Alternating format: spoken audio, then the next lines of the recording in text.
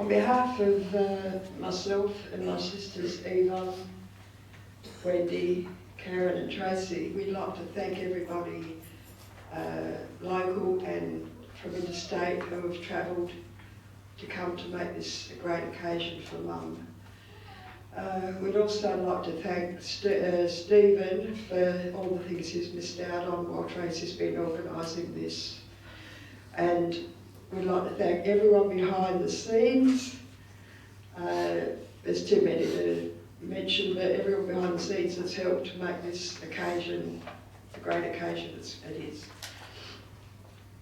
For the last 17 years of Mum's life, she lived with me and we took care of her. For the first 17 years of my life, I lived with Mum and Dad and they took care of me. Mum spoiled us rotten, not with monetary or material things, but with love and kindness. Mum never made us do dishes or make our beds. She always checked the air in our bike tyres every morning before we went to school. She never complained, and when we would take the sheets and blankets off the beds that she's already made and hang them over the kitchen chairs, make cubby houses and make-believe buses, she never complained. She went without clothes so that she could buy material for Nadro and to make nice dresses for us. I never really appreciated anything Mum did for us until I was an adult. Mum was stubborn and had a mind of her own. When Dad was drinking, I saw my little 5-foot mother attack men with the broom and drench them with the hose when they'd bring Dad home drunk from the pub and wanting to put him in the house.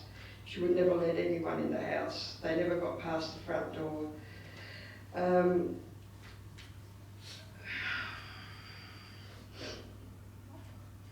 She always wanted to hose the yard down right before people were coming over for a barbie. Dad would say no, but the minute his back was turned, she'd be out there with the hose. While the barbie was cooking, Mum came out and wanted to put the polystyrene meat containers in the barbie fire. Everyone said no, but she managed to creep over and shove them in where no one was looking. Black smoke went everywhere and the meat burnt. But we couldn't stop laughing, and I think Auntie Maureen laughed the most. I have her on video. When Mum was living with me, she decided to have a bath, even although she knew she would have trouble getting out. By the time we realised she was in the bath, it was too late. We had to pull the plug, dry her off, put her nightie on, and Frank had to get in and lift her out of the bath. If I had to duck down the shop for 10 minutes, I would say to her, stay on your computer and don't move until I get back.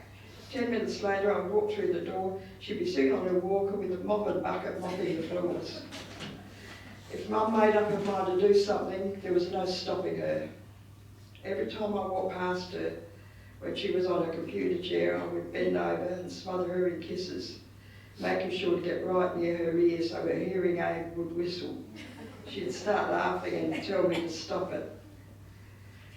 We were singing The Green, Green Grass of Home with Tom Jones many years ago. When we got to the line down the road, I looked and there runs Mary, hair of gold and lips like cherries. Mum stuffed up the words and she sang, down the road I look and there runs Mary, hairy lips and eyes like cherries. As soon as she sang it, she realised it was wrong, but by this time we were all laughing so hard. Every time that song came on after that, we would sing Mum's words and laugh. Mum said, when I'm not here anymore, it will give you something to remember me by. I miss Mum so much, it's not the same without her. She was the best mother anyone could have.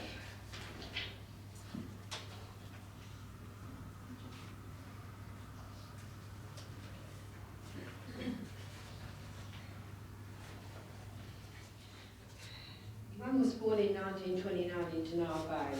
She was a small baby and had severe medical problems. Her mother was told to take her home to die.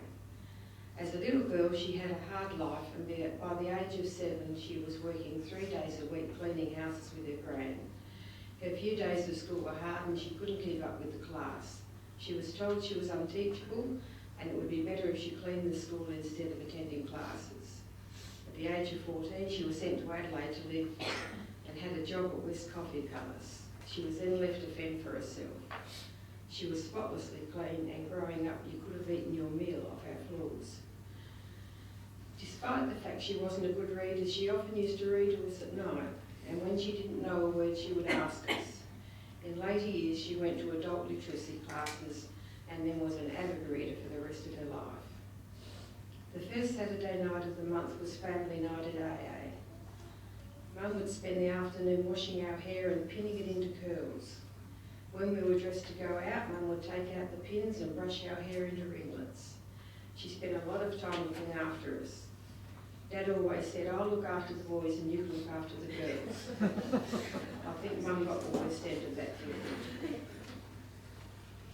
Mum didn't have much, but she always had a tube of lipstick and a jar of Pond's cold cream on her dressing table. I loved to sneak into Mum's room and I would smell her lipstick and the cold cream. Sometimes I'd put a bit of cold cream on my finger and eat it. And I don't think Mum noticed. I think I got away with that. We didn't get away with a lot though. Mum said she had eyes in the back of her head, and for a long time I actually believed that. Mum had a good sense of humour. She laughed when we locked her in the toilet and put the hose through the window and hosed her down. She laughed when a water fight started in her kitchen with cups of water, and then jugs, and finally buckets. She had the last laugh though when we were all heading back to Mum's after a trip to town, and the car broke down just as we got to South Hill. We told Mum to get into the driver's seat and we would push the car. We said, when you start going down the hill, you should be able to start the car, just don't let it stop. We pushed that car up South Hill. Mum didn't raise wheels. And as Mum was going down the hill, she got the car started. We expected her to pull up at the bottom of the hill and keep the car idling until we could jump in. But no, Mum went cruising off down Bonanza Street with us girls running as fast as we could behind her. She didn't stop until she pulled into Albricks on the corner of Portman Street. We were lucky to have Mum. She was generous and loved children. There were always children in her life, her own and many extras. I hope today she's looking down and is proud of the daughters that she raised.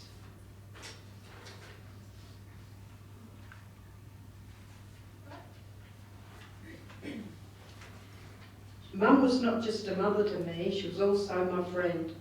We had lots of holidays together over the years, but I want to share one of our adventures. Mum, Angela and myself were going to Adelaide for a wedding. Mum came to pick us up, and as we were leaving very early it was still dark. I offered to drive because there could be roos on the road and Mum's eyesight wasn't the best, but she insisted that she was driving, and she said that she would play her Christian music loud and we would all be safe. Guess what? It worked. We didn't see any roos. When we were coming back to Broken Hill, Mum decided to take over driving at Yunta. She had a boost button in her car that she got me to press if she was overtaking. We came up behind her car and she asked me to press the boost button, and she passed him. Next thing, he goes flying past us. Mum gets very indignant and asked me to press the boost button again. She passes him again. This happened quite a few times. When he was passing Mum for about the 6th time, he waved us over and veered towards us, so we had no choice but to stop. He got out of his car and said to Mum, "Why do you keep passing me and then slowing down?" Mum was arguing that she didn't. And Angela and myself were trying to apologise to stop this road rage from escalating.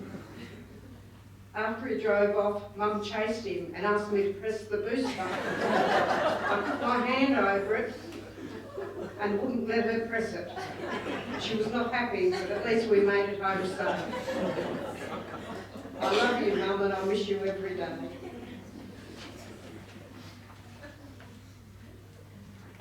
This is something that I wrote for Mum in a card and gave her a few years ago. Thank you, Mum, for marrying Dad and having me. Thank you for all the nappies you changed, all the bottles you gave me, and all the nights you had no sleep because of me when I was sick. Thank you for all the beautiful meals, the home which you kept so clean, and the warm bed I had to sleep in.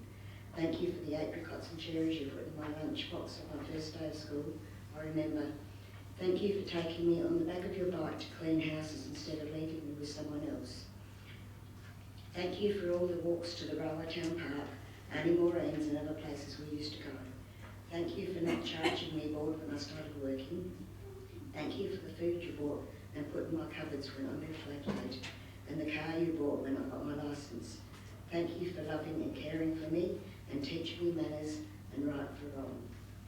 I do remember all these things you have done for me and love you very much. Thank you, Mum. Love you.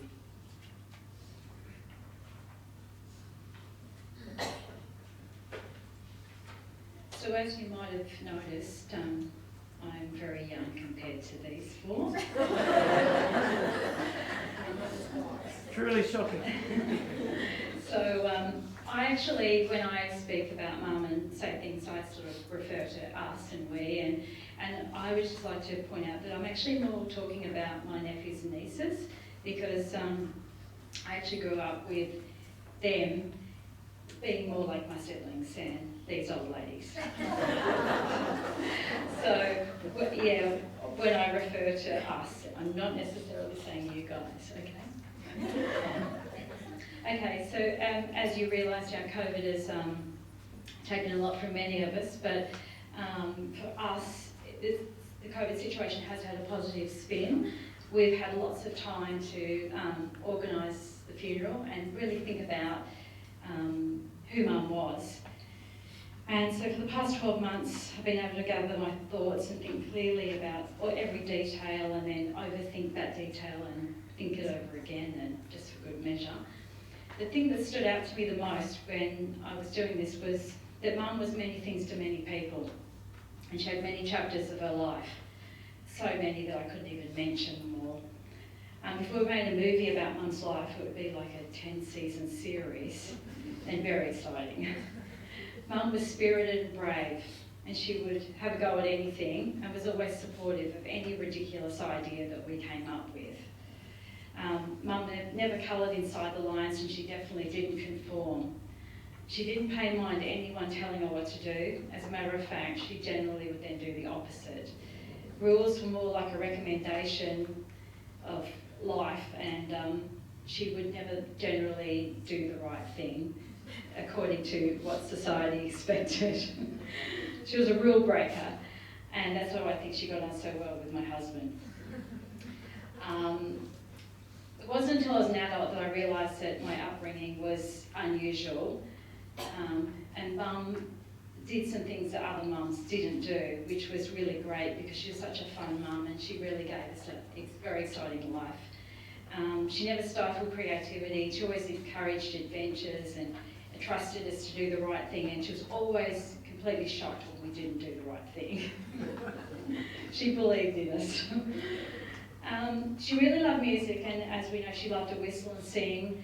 And I just remember she always played music when we would clean the house, and she always said, we'll do it faster if we get the right music on.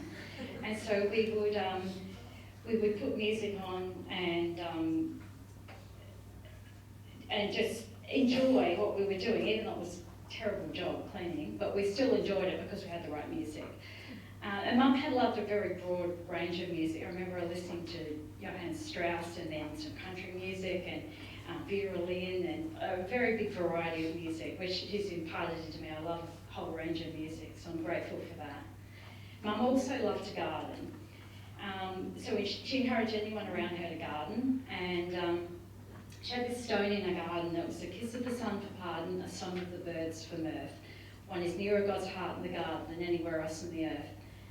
And according to Mum, this is why we had to spend so much time outside digging and planting and propagating geraniums, trimming roses, and digging up the bulbs and then replanting the bulbs and digging them up again and replanting them, because we were closer to God in our garden. So we spent a lot of time outside.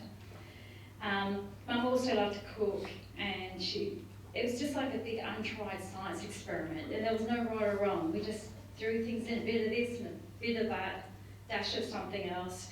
And she never made you feel like you might be doing the wrong thing, because it was always right in the end. And I love that about her. So with metric, and then imperial going to metric, that even caused more complications for Mum because of her poor literacy.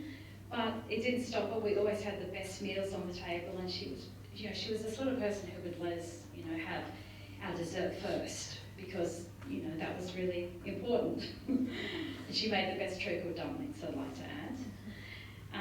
Mum had a really strong work ethic, and she taught us that jobs weren't boy jobs or girl jobs, so just jobs needed to be done, and so we would all just pitch in. I think it's because we didn't have brothers, so that Mum invented this philosophy, because certain things had to get done, and Dad did not share Mum's enthusiasm for anything to do with the yard or painting or anything. So we all were enlisted to become interior decorators and gardeners and whatever other jobs. Mum had no problem giving a child a can of paint and saying paint the house. There was no problem with that at all.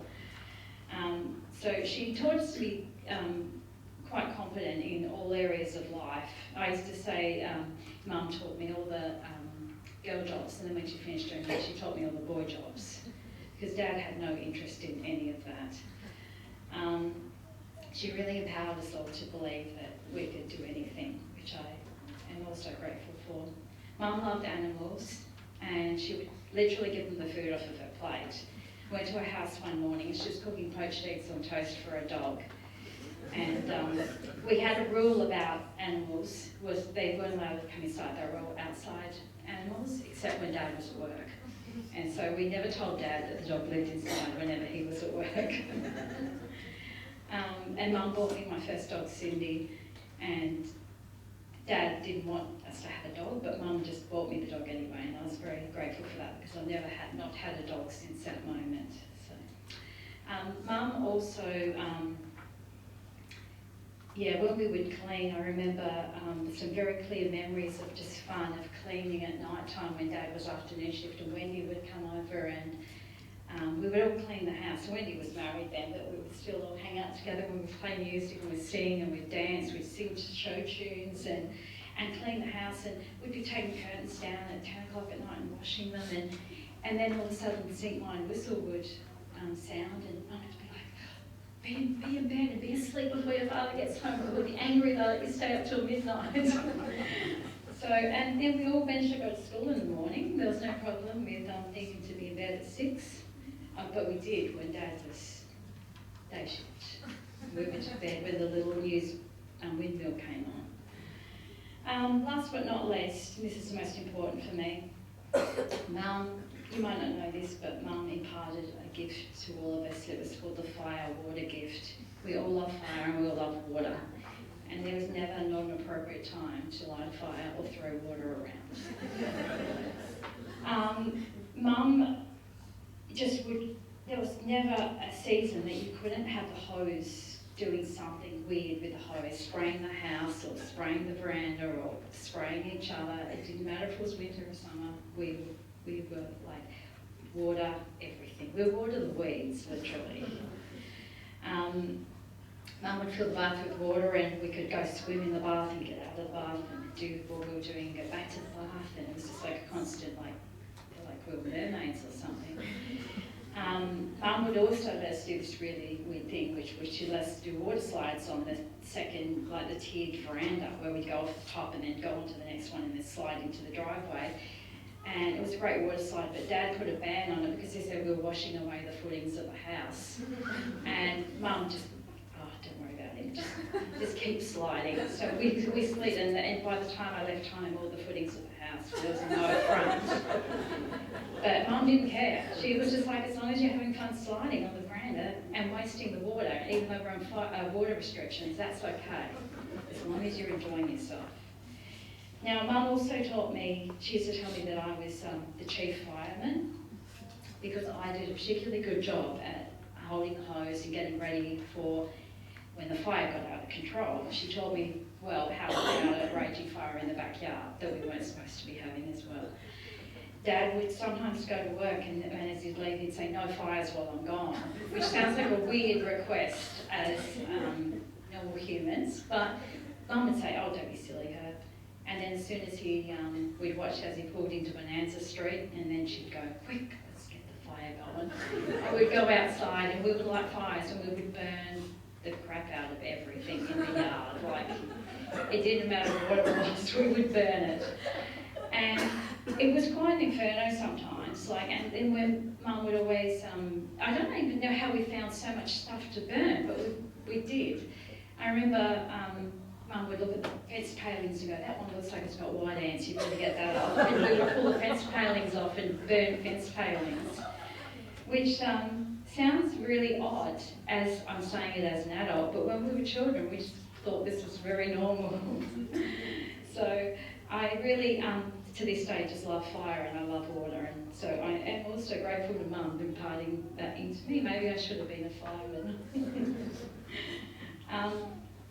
But the best thing about Mum is that she just loved us all. She loved her grandkids, she loved her kids, she loved everybody. She just was a really great mum in that respect. And she kept us safe and she never let us go hungry. And so that was sort of the most important thing, I guess. But she taught us all to be brave and to have a go at anything. So I'm grateful that she imparted that spirit into all of us as well. And yeah, we all loved her, and I think we'll always miss her. But I'm grateful for the life she gave me.